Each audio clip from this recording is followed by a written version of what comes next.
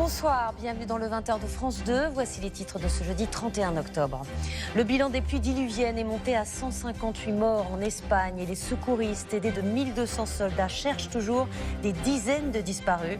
Nous irons à Paiporta, près de Valence, un village où 62 habitants ont péri. Nous serons en direct de Torrent avec Élise Gazangel. La hausse de la taxe sur les billets d'avion n'a pas encore été adoptée, mais vous la payez déjà si vous réservez un voyage à partir de janvier. Air France a choisi d'anticiper. Nous verrons combien ça coûte. À J-5 des élections américaines, nous verrons que Kamala Harris et Donald Trump se battent pour le vote des Arabes américains. Il pourrait être déterminant dans l'État clé du Michigan. Et puis nous avons suivi la chanteuse Zao de Sagazan qui a brillé au Festival de Cannes à Paris pour les JO et qui à 24 ans s'apprête à conquérir le monde. Ce sera notre grand format.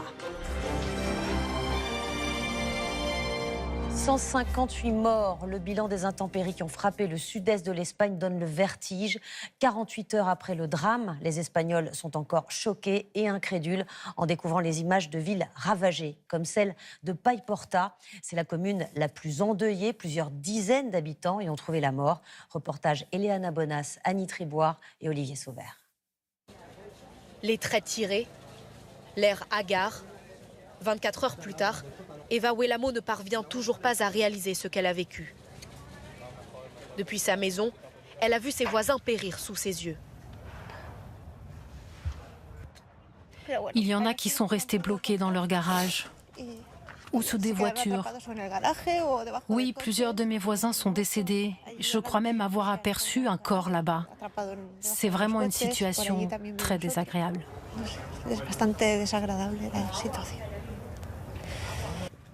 À quelques centaines de mètres, nous rencontrons cette famille, dévastée. J'ai perdu mon ami à Picaña. En une nuit, des torrents violents ont ravagé la ville. Les routes sont effondrées, les voitures charriées, empilées les unes sur les autres. Dans les rues, au rez-de-chaussée, presque aucun appartement n'est épargné. Au moins 45 morts pour l'instant. De loin, l'un des bilans les plus lourds pour une seule commune. Et les secours continuent les fouilles. Nous sommes à l'entrée d'un des plus grands parkings de la ville. Et vous le voyez, les pompiers sont en train de pomper l'eau. C'est la première étape, puisqu'ensuite, des secouristes plongeurs iront voir si potentiellement des corps se trouvent à l'intérieur. 27 000 habitants privés d'électricité, privés d'eau courante, contraints de puiser une eau boueuse dans ces mares laissées par la crue ou d'en récupérer directement auprès des pompiers. On en a besoin de cette eau pour survivre, pour se laver les mains et pour manger aussi. Merci beaucoup, monsieur. Pour l'instant, on donne le peu qu'on a et quand on en aura plus, on donnera plus. Rapidement, la mairie et des bénévoles de la Croix-Rouge organisent des distributions d'eau potable. Ceux qui sont en bas, faites monter de l'eau à ceux qui sont bloqués dans les étages. Mais aussi de quelques denrées indispensables. Vous avez besoin de lait pour le petit déjeuner? Du lait non merci, c'est bon.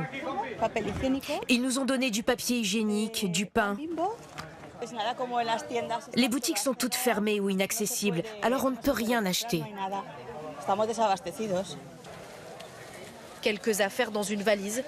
Des dizaines de riverains quittent en ce moment Paiporta pour Valence, sans savoir quand ils pourront rentrer chez eux. Une région entière est plongée dans le chaos. Plus de 100 000 personnes sont privées d'électricité. 150 routes sont coupées. De nombreuses victimes sont mortes dans leur voiture, emportées par les flots. Nous avons pu recueillir le témoignage d'un chef d'entreprise français qui vit près de Valence. Il a tenté de secourir une automobiliste, mais en vain. Son récit est glaçant. Valentin Châtelier et Aubray Delabre. Dans les rues dévastées de Valence, ce Français ne peut que se souvenir de ce mardi soir. C'était le chaos total.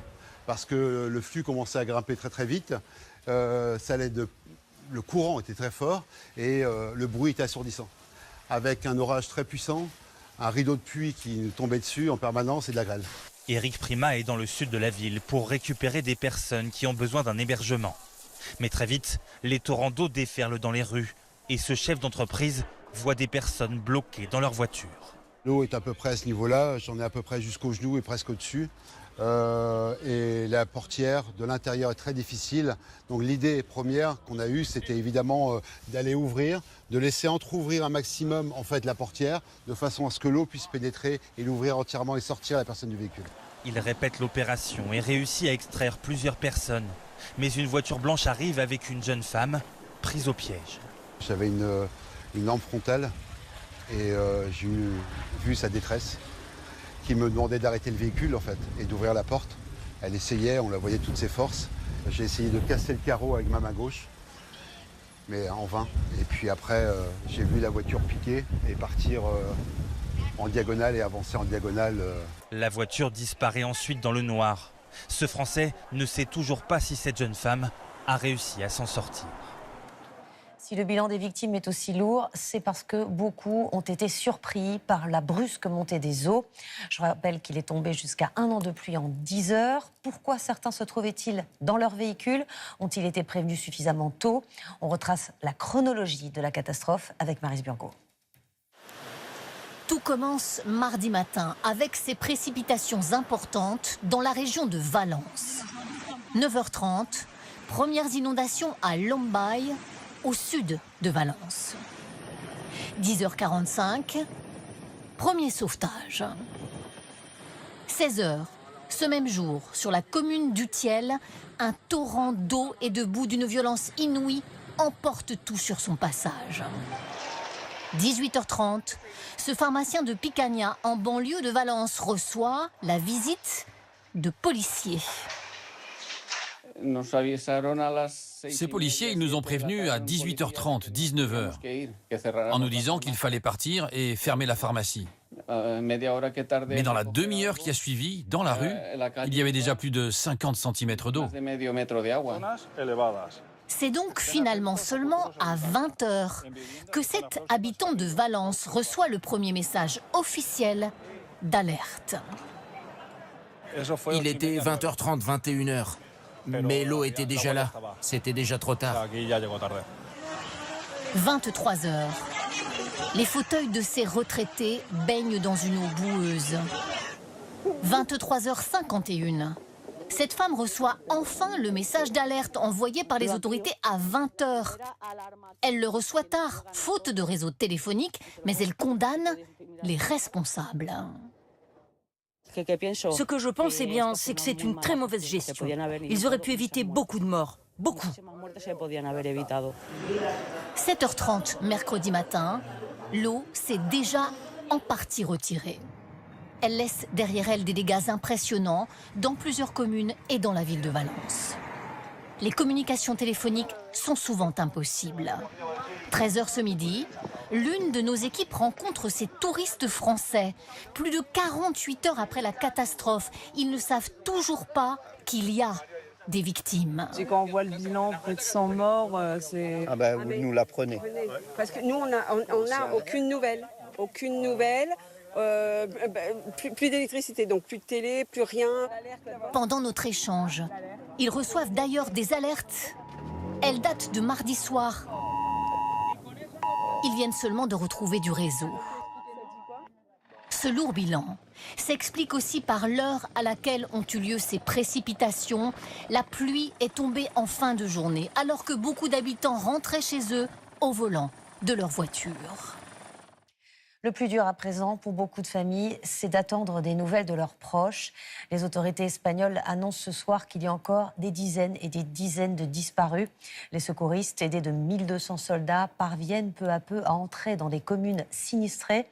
Récit de Benjamin Delombre. Parmi les 3400 sauvetages qui ont eu lieu depuis mardi, celui-ci n'est pas le moins périlleux. Élytreuillé, au bout d'un câble dans les bras d'un secouriste, un bébé d'1 an est mis hors de danger. Plus les heures passent, et plus les chances de retrouver des survivants s'amenuisent. Les autorités espagnoles sont ce soir incapables d'estimer le nombre exact de disparus. Alors les sauveteurs les cherchent partout. Dans les parkings encore sous les eaux, ou au milieu des amas de débris. C'est la mission du commandant Pizarro et de ses hommes. On vérifie les zones inondées qui étaient habitées et les voitures. La tâche est considérable. On cherche partout. Peu à peu, les Espagnols découvrent l'ampleur de la catastrophe. 150 routes coupées, 80 villes touchées et des pans entiers du paysage bouleversés. Regardez cette image satellite de la région de Valence, avant et après les inondations. L'une des rues de la commune de Létour. Le même endroit, devenu torrent mardi soir. Les secours officiels ou les services publics sont parfois débordés par la situation. Les milliers de sinistrés comptent alors sur les habitants qui ont échappé aux intempéries. Dans le stade de football de Valence, une banque alimentaire improvisée a ouvert ses portes. Et dans les rues, nombreux sont ceux qui aident à remettre un peu d'ordre. Quand il y a des catastrophes comme ça, vous devez venir et aider. C'est vital de s'entraider. Et puis à leur place, nous voudrions tous être aidés, non? Dans la région de Valence, les pertes matérielles et humaines sont inestimables. L'Espagne n'a sans doute pas encore pris totalement la mesure du drame qui l'a frappé mardi. Et nous retrouvons Élise Gazangel en direct de Torrent, près de Valence. Élise, dans cette ville également ravagée par les eaux mardi soir, les secours s'organisent pour venir en aide aux sinistrés. Et oui, Anne-Sophie, et il commence par le plus important qui est de reconnecter en quelque sorte les quartiers et les villes à la civilisation. Les routes sont déblayées en urgence. Encore ce soir, on voit les engins travailler ici pour laisser l'accès libre aux secours et aux habitants. Nous avons vu toute la journée aussi des opérateurs d'eau, d'électricité et d'Internet travailler d'arrache-pied. Mais ce soir encore, 50 villes sont sans électricité, 150 routes sont inaccessibles et le président de la région de Valence vient de demander des renforts supplémentaires à l'armée et de confirmer que les secours continuent à chercher des dizaines et des dizaines de disparus. Merci Élise. Si ces pluies diluviennes ont fait autant de dégâts, c'est aussi en raison de l'hyperurbanisation. Regardez ces images du paysage autour de Valence en 1956 et en 2024. Les terres agricoles ont disparu, remplacées par des constructions, des sols imperméables qui n'absorbent plus l'eau. En France, on connaît aussi ce type de situation. Certaines communes tentent de trouver des parades, de canaliser les rivières et d'améliorer les systèmes d'alerte. Carole Guyon avec Julien Dubois et Pierre Véraud. Le vallon de la Théoulière à Mandelieu-la-Napoule, aménagé en bassin de rétention d'eau. Construit il y a 2 ans pour 1 200 000 €.